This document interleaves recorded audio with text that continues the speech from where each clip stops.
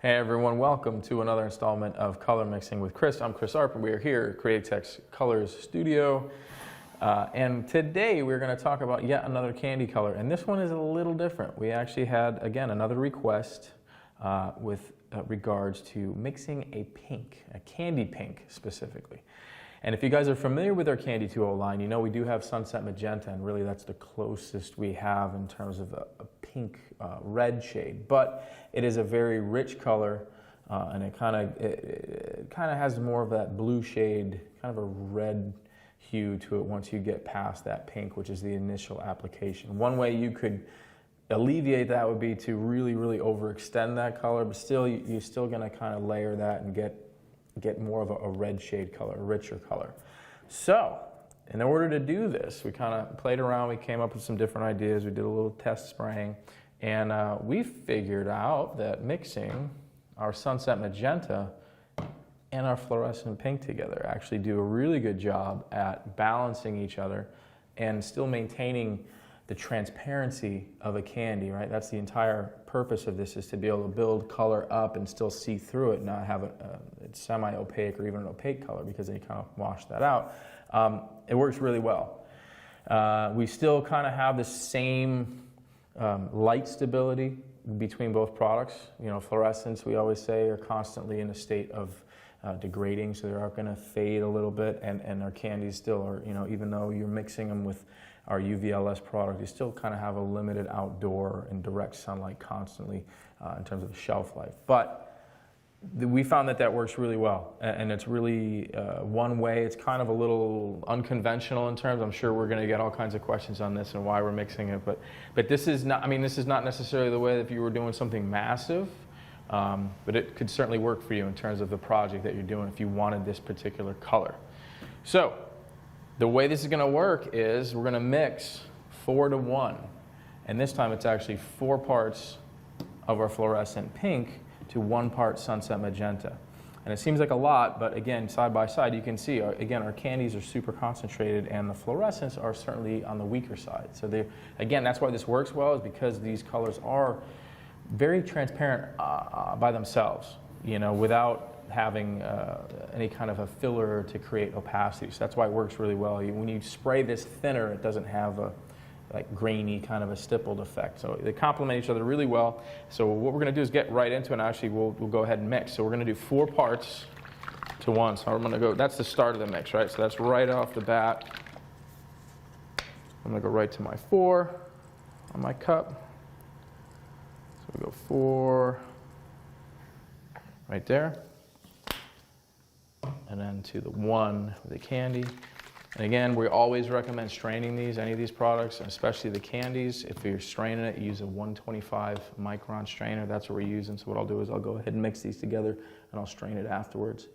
And I'm also using a PPS cup when I spray this, so there is a filter in there, but it's a little bit larger in size. So that's why I always recommend straining at least the candy with a 125 first. So that right there is a 4 to 1 mix. So now what we're going to do is go ahead and bump this up. I'll do it in a separate cup. Again, the key to making this work is going to be overextending that color. When we say overextending, we mean kind of, it's a fancy way to say dilute the color without actually just using a reducer to really thin it out. So you need something that has body. And again, our 4050 is our carrier, right? Our candy carrier. So this is actually going to be 12 to 1. If you guys have watched other of the candy videos, my standard, my go-to for spray gun application is always right 6 to 1. Sometimes I've talked about it, our more concentrated colors or richer, darker colors like our marine blues, ultramarine, our brandywines, or even our emerald green. They're a little bit stronger in terms of their concentration, so we'll go 8 to 1. But this time this is going to be 12 to 1. So I'm going to go ahead and, so what I'm going to do is double it. This cup only goes up to 8. So I'm going to go to the 6 for my first one. Right there. And then I actually got to mix this up. So let me grab a mixing stick and we'll be right back. Okay guys, welcome back. Grab my stick. And actually this is a good time to actually talk about this. This is a plastic mixing stick. A lot of times you have wood mixing sticks, the wood paddles. With the candies, because they are so thin and they are a dye, a lot of times they have a tendency to absorb into the wood. And anytime you're using a water-based product, it's always a recommended or at least a preferred method to mix with a plastic kind of a mixing stick. So kind of food for thought for that. For this, it's not super imperative that you do it, but just keep that in mind. It just helps everything stay consistent in terms of if you're mixing a color and a little bit of that paint color, that toner, that pigment gets absorbed into a wooden stick, it's not the same kind of concentration. So I have my line right here at 6:1. Before I go do that, I'm going to actually make sure these are all mixed together. This is my mixture of the fluorescent and my candy. Again, I'm making sure that all the sides here, I don't see any discrepancy of the color between the fluorescent and the candy, sunset magenta. So that's key to make sure that this is all consistent and even throughout the mix.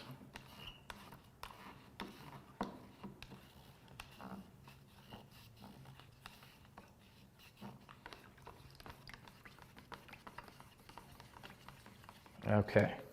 I'm happy with that. That looks good. All right. So now, like I said, I'm just going to go to I went to 6. I'm going to go to the 1. So what I'm going to do is go half of that line. And that should basically give me a 12:1 ratio, which is right there. So it wasn't a whole lot, but you'll see how quickly it changes that clear. And this is the same deal, right? When you're mixing this, make sure you get all that 40-50, so any of that clear kind of blue tinted paint that's in this cup.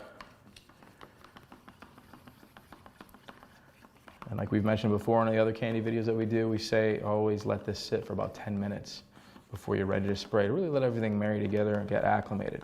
And one of the other things, actually talking about mixing together, because I went so steep on the reduction with 40-50, this is going to have quite a bit more body in terms of thickness, right? So it's a little thicker than what I would want to see for spraying a candy. For this, we're spraying, I'm going to use my LPH 80 with a 1-2. This is going to be a little thick. It's going to be a little restricted when I'm using my spray gun. So I'm going to go ahead and add about 5% reducer for this. A lot of times, like I've mentioned before, 5% is basically like that much right there, just to help the flow. You can see immediately as I mix this up, you can see the difference. I'll pull the stick out, you guys can see. It's just a little better flow. Just a nice, even flow. Everything's consistent off the stick. If it's dripping, you don't want to have that. You want to make sure it's not over-reduced, because if it is dripping, then you're going to have an issue with that. So make sure, again, the key to doing this, really making sure that this is totally mixed together. So we're going to let this sit. I'm going to get it loaded in my PPS cup. This is a 125 micron strainer. We'll get it in here. It's going to take a couple minutes to pass, or not a couple minutes, but it's take a few seconds for this to pass through that strainer. So I'm going to go get my spray gun, and when we come back, we'll start spraying some candy. Okay, guys, it's been about 10 minutes. Candy's ready to go. This is my LPH 80, like I mentioned. It's an E4 cap, so a big fan pattern with a 1-2 tip. This is a great gun for spraying smaller amounts of candy. I just really wanted to cover quickly, I kind of left that out. If you've watched our other candy videos, we kind of have right in front of me our 4 staples of our ground coats. The reason a candy looks so good is because you have a metallic base for that candy to go over the top and kind of create that glitter sparkle effect. So starting from closest to me, this is our metallic charcoal. This is our silver sealer. This is our metallic gold.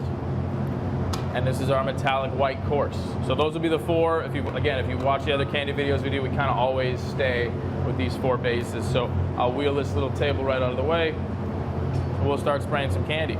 Now what I did right before we started was I just wanted to show you guys, this is just over a black and white card, a drawdown card for concentration. This is essentially 1 coat. So it kind of shows you how thin in terms of color richness that this is going to be, and that's how it's going to be the most effective to maintain that pink color, not go to that red magenta shade like we were talking about. So it works really well. We're going to go ahead, we'll start with the metallic white coarse, and we'll go through each color.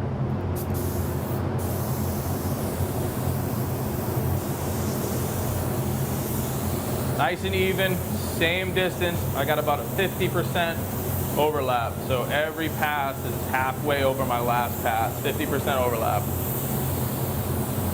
Nice and consistent, you can see right there.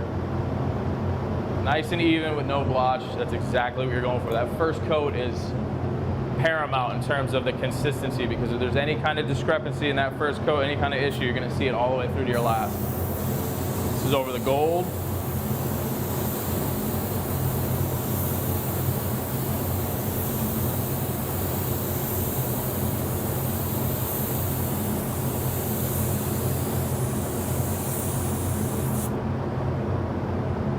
Kind of a cool color, has that rose gold effect.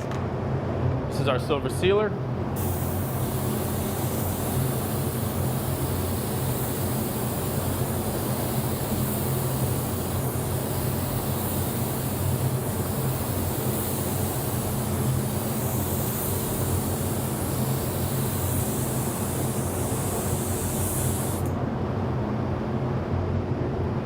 And then last we have our charcoal metallic.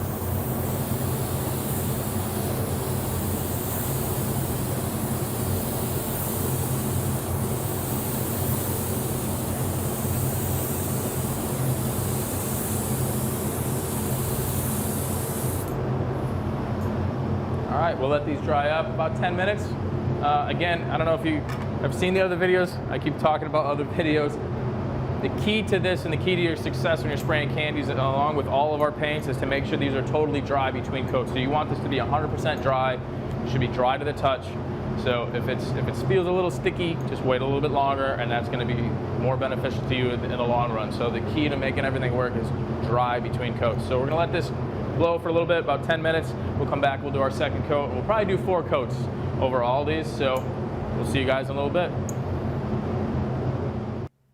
All right, guys, welcome back. We went ahead and did 3 more coats over all the top of those samples you saw me do the first coat on.